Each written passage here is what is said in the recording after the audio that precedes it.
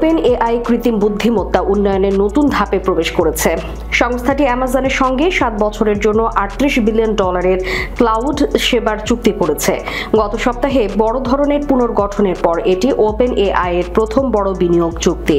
চুক্তির আওতায় OpenAI অ্যামাজনের cloud unit, Amazon Web Services থেকে বিপুল পরিমাণ এনভিডিয়া গ্রাফিক্স প্রসেসর ব্যবহার করবে। এই প্রসেসরগুলো চ্যাটজিপিটি এবং অন্যান্য এআই মডেল প্রশিক্ষণ ও পরিচালনায় ব্যবহৃত হবে।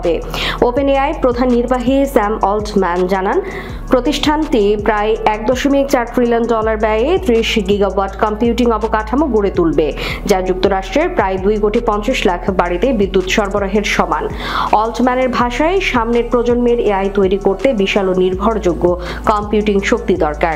বিশ্লেষকরা বলছেন, এই চুক্তি অ্যামাজনের ক্লাউড সেবার প্রতি বড় আস্থা প্রকাশ করছে এবং প্রতিষ্ঠানটির প্রতিদ্বন্দ্বী মাইক্রোসফট এবং গুগলের সঙ্গে প্রতিযোগিতায় নতুন গতি আনবে। চুক্তি অনুযায়ী ওপেন এআই 2026 সালের শেষ নাগাদ অ্যামাজনের সব নির্ধারিত কম্পিউটিং সক্ষমতা ব্যবহার শুরু করবে। পরে 2027 সালের পরও সেই ক্ষমতা আরও বাড়তে পারে।